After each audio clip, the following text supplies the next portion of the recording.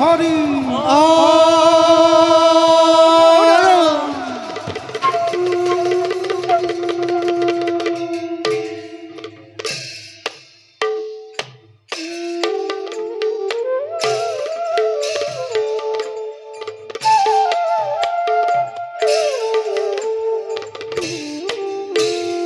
আরে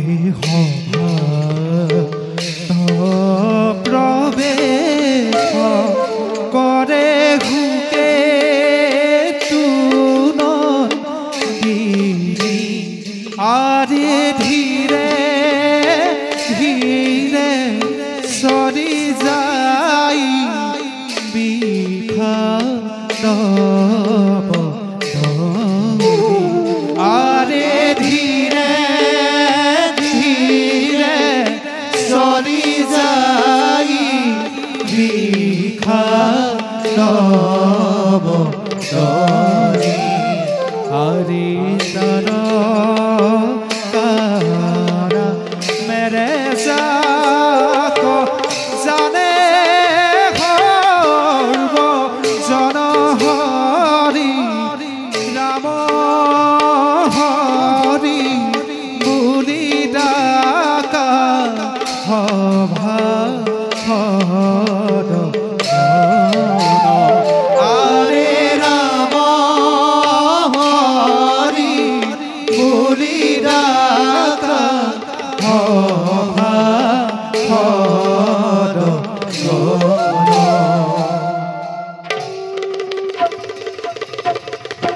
August August August মনত পৰিলে সেই সেই ভণ্ড তপস্বীৰ নাম সতত্ব ৰক্তস্ৰোতে প্ৰবাহিত হৈ মোৰ দেহৰ প্ৰতিধমনীত মোৰ পুত্ৰটোক চিৰদিনৰ বাবে বঞ্চিত কৰি পিতৃৰ পশ্চায়ৰ পৰা শোকা কৰি মৰি ৰাঙলী কপাল সেই ভণ্ড তপস্বীয়ে কাঢ়ি লৈ গ'ল মোৰ জীৱনৰ সমস্ত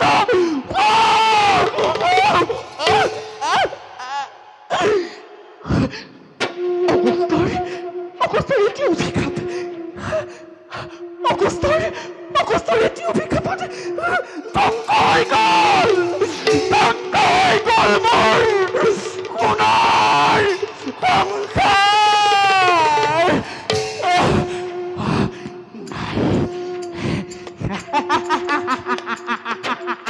সেই যক্ষৰাজ অকেতু নন্দিনী তাৰকাৰাজী সকলো আছে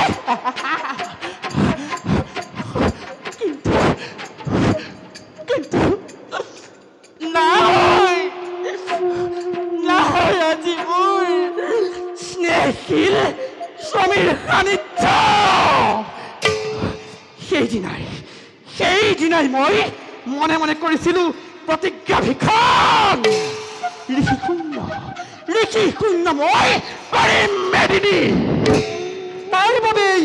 তাৰকা আজি প্ৰতিশ্ৰুতিবদ্ধ নিজৰ কাৰ্যত স্বামী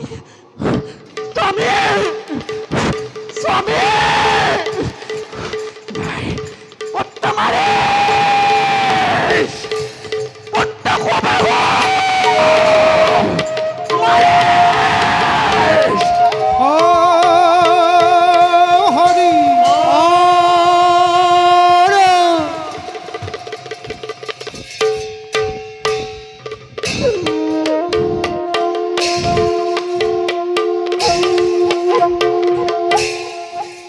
এ প্রবেশী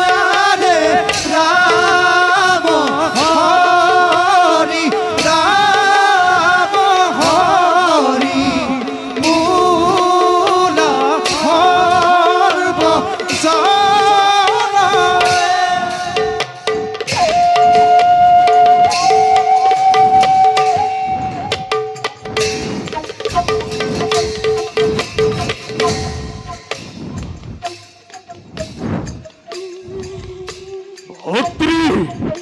উবাহু রাজ্যরাজ অন্য জৈক্ষরি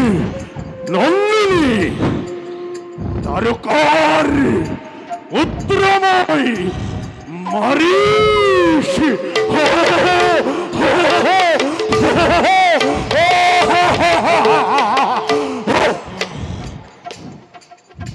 কিন্তু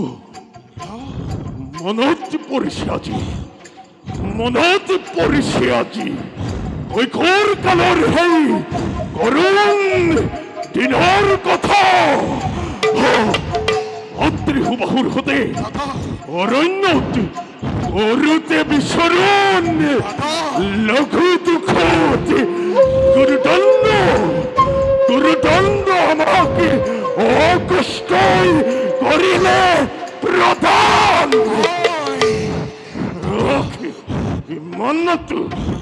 ইমানত হি জানত না থাকে পিতৃ বুক অভিহাপে করিলে ভস্মীভূত জানত না দিলে মাতৃ কি আমার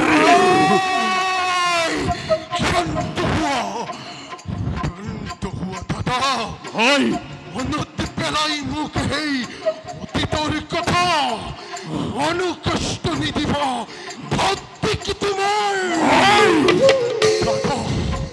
যদিহে পাওঁ মই হেই ভণ্ড তপস্বীক ধৰি আনি তাক নিক্ষেপ কৰি তাক মই জ্বলন্ত অগ্নি তাৰ মাংস মই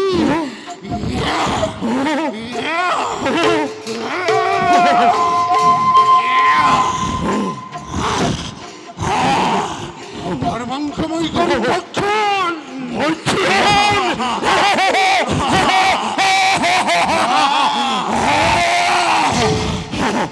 দাদা ক'ত আছে সেই ভণ্ড তপস্বী এতিয়াই তাৰ পক্ষে মই কৰো শিৰচি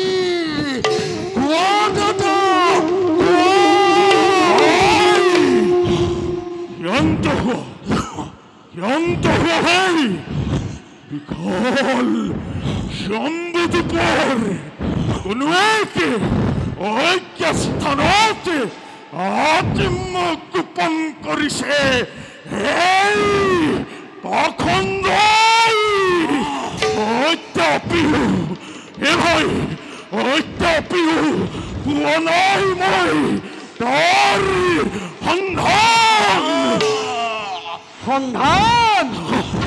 সন্ধান বতাহত অৱস্থাক সন্ধানৰ হেতু কত চেষ্টা কৰিছ তহঁতে তাক মই শত মুখে কৰিছো প্ৰশংসা কিন্তু নাজানো এই আশা মোৰ কেতিয়া পূৰণ হ'ব মোৰ জীৱন্ত কালতে নে মোৰ মৃত্যু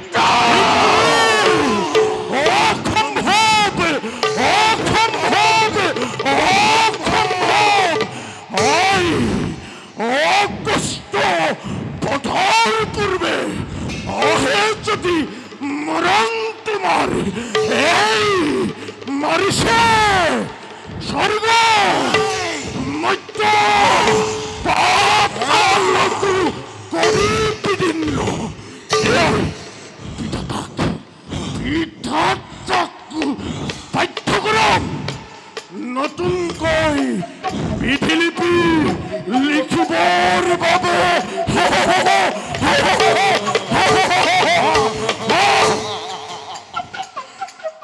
আশাগত মাতৃ চিৰদিন বশ্যয় হই তুমি তোমাৰ পুত্ৰদয়ক তোমাৰ আশীৰ্বাদৰ দুহাত অক্ষৰিত কৰি ৰাখিবা আমাৰ হীৰৰ ওপৰত জন্মিলে মৰিবই লাগিব কোনো নহয় চিৰন্তন সত্য এই সংসাৰৰ মাজে জানিব পাৰিছো মই গুপ্তচৰ মুখে আমাৰ ৰাজ্যৰ কাষত যজ্ঞৰ আয়োজন কৰিছে গতিকে ভংগ কৰিছে এই যজ্ঞ পুৰাতন প্ৰতিজ্ঞা আমি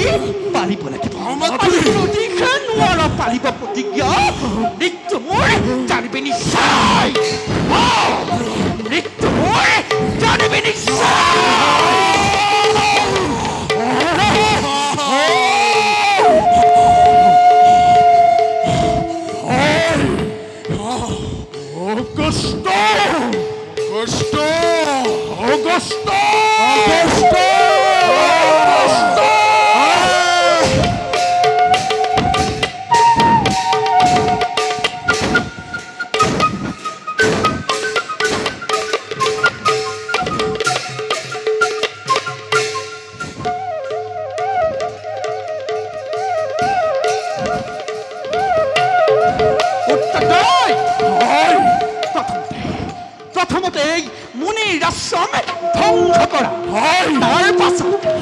তাৰ পাছতেই যজ্ঞ কুণ্ড নন্দধন্য কৰা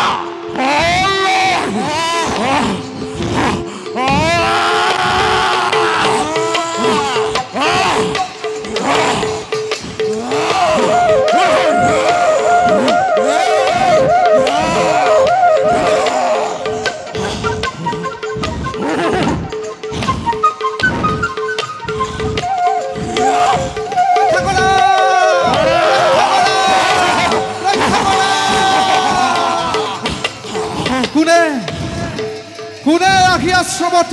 ঘটাইছ প্ৰমাদ কোনে কোনে আহি আশ্ৰমত ঘটাইছ হি প্ৰমাদ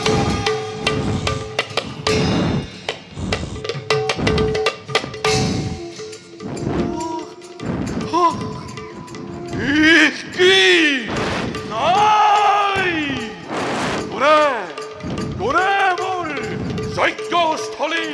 নদী ধ্বংস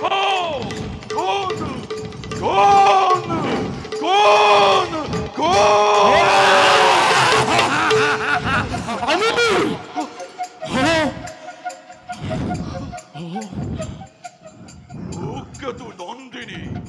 তাৰকা তোমাৰ হাত ধৰেছি অগস্ত্যৰ লগত কিন্তু তাৰ বাবে আমি সমগ্ৰ দেখিকলে কিয় ভোগিম নিত্যতন বন্ধ কর ভঙ্গ তপস্বী তর্ক করি তই জননীর হবে নিজর মঙ্গল চিন্তিস নিদায় প্রয়ুত নহয় ভক্ত তুলক্ষীর পত্র কলিশনে তোর কদর্য ইতিহাস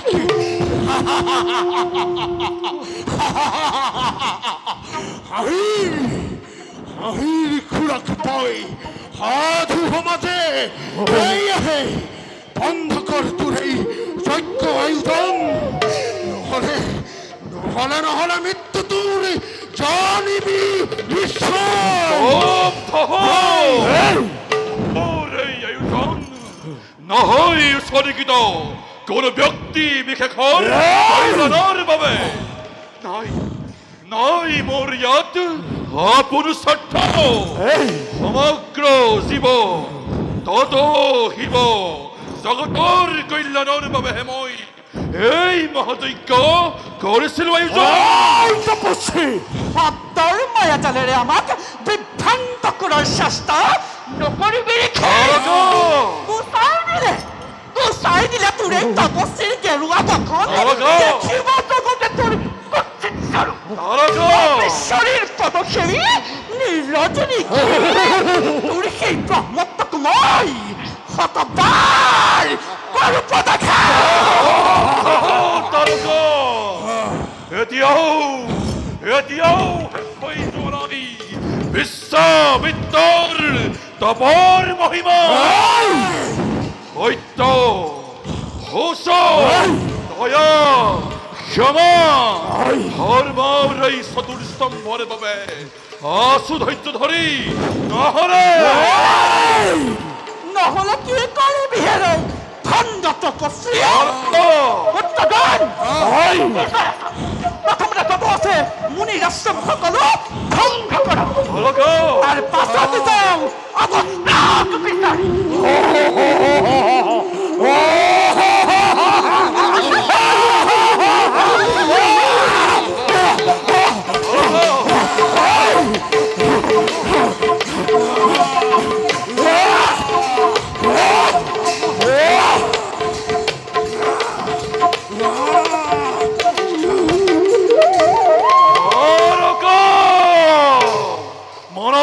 রাখিবি তারকা ইয়ার পরিণাম কিন্তু ভয়ানক হব ইয়ার পরিণাম কিন্তু ভয়ানক হব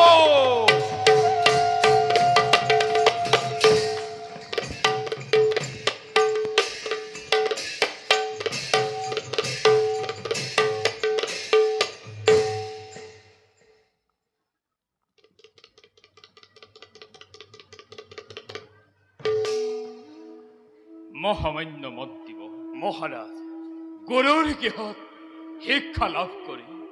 মোর চারি পুত্রই অযোধ্যাতে পদার্পণ করার লগে লগে পূর্ণতা পালে আজি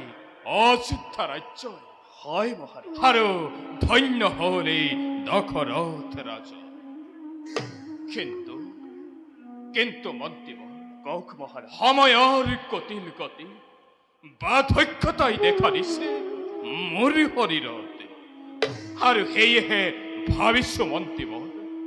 মোৰ জীৱন্ত কালতে ৰাজ্যাভিষেক কৰি সম্পাদন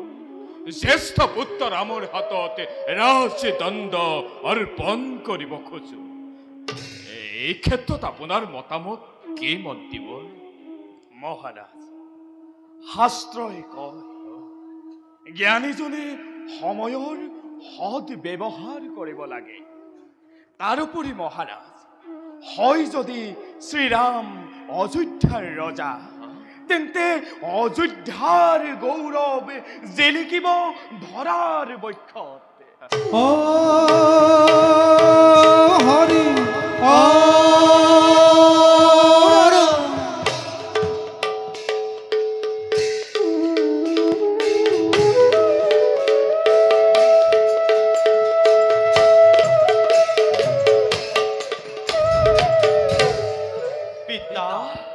প্ৰণাম গ্ৰহণ কৰো পিতা মহাৰাজ চিৰঞ্জীবী ভব যশস্বী ভব পিতা আহা আহা বাসাহ পিতা তোমালোক মোৰ বুকুৰ মাজলৈ পিতা বাসাহ মহাৰাজ দশৰথ মহাৰাজ মুনিবৰ আপুনি হে মুনিবৰ আমাৰ সেৱা গ্ৰহণ কৰক কৃপা কৰি ব্যক্ত কৰক আপোনাৰ আগমনৰ উদ্দেশ্য কি কম মহাৰাজ মুনিবৰ জগতৰ কল্যাণৰ বাবে অৰণ্যৰ নিৰ্জন স্থানত আমি এক মহাযজ্ঞৰ কৰিছিলোঁ আয়োজন মুনিবৰ কিন্তু তাৰকা ৰাক্ষসী আহি ধ্বংস কৰিলে মহাযজ্ঞ মোৰ মুনিবৰ ধ্বংস কৰি যজ্ঞৰ স্থলী দারুণ আঘাত দিলে আমার পানত মুনিবর সেই হে মহারাজ দিয়ামুখ রাম লক্ষ্মণ বধ করি হেই তারকা রাক্ষসীকে তোমার পুত্রয়ে পূর্ণ করক মহাযজ্ঞ মূল মুনিবর এই আপুনি কি কৈছে মুনিবর মোৰ হুকুমন পালক তুই ৰাম আৰু লক্ষ্মণ কিবাতৰে তাৰকাৰ হব সন্মুখীন পিতা অন্য হাতে মুনিবৰ অতি ভয়ঙ্কৰ হে ৰাক্ষসৰ মায়া অতিকে মই যাম মুনিবৰ প্ৰলয়ৰ ৰুদ্ৰ ৰূপ ধৰি সংহাৰ কৰি হে সৃষ্টিৰ কলঙ্ক চিৰ শান্তি প্ৰতিষ্ঠা কৰিম মই ঋষি সমাজ পিতা নহয় ৰাজন নিষ্ঠুৰ সময়ৰ কৰাল কাষতে আজি তুমি অপৰাণ বেলি মুনিবৰ আৰু তোমাৰ দ্বাৰা তাৰকা নিধন নহয় সম্ভৱ মুনিবৰ আৰু আনহাতে ৰাম আৰু লক্ষ্মণ এতিয়া নহয় বালক ত্ৰিকালজ্ঞময় বিশ্বামিত্ৰ দেখি জানময় ৰামৰ বিক্ৰম চিনি পাওঁ মই ৰামৰ হত্যাকে সেয়েহে মহাৰাজ অনাহক নকৰি পলম দিয়া তোমাৰ পুত্ৰই ৰাক্ষস নিধনৰ বাবে। কিন্তু তপোধন তোৰো কিন্তু নাই ৰাজন।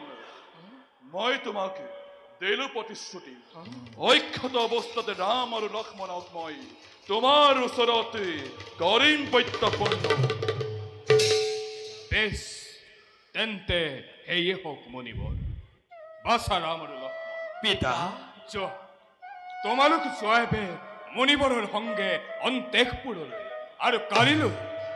কাইলৈ প্ৰাতঃতে ৰণহসে তোমালোকে কৰিবা প্ৰস্থান। ভাল পিতা। ভাল পিতা।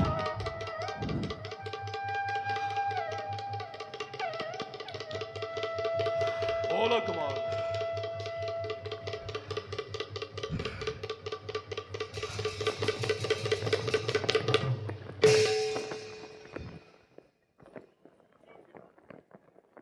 যদিও বা মই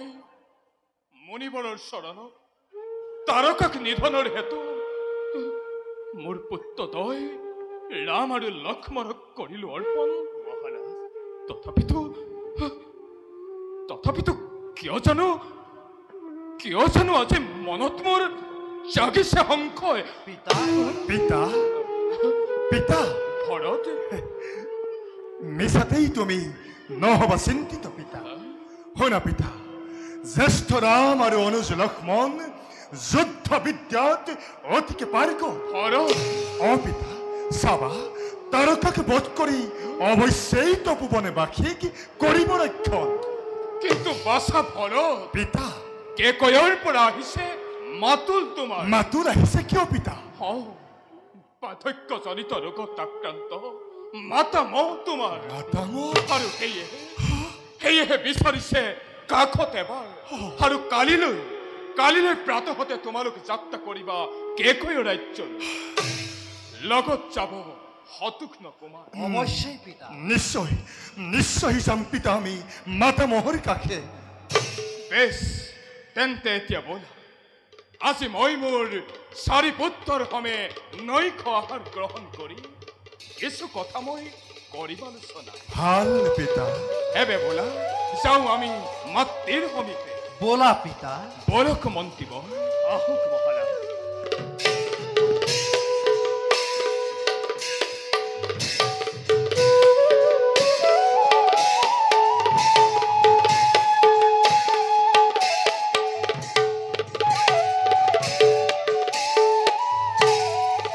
জয়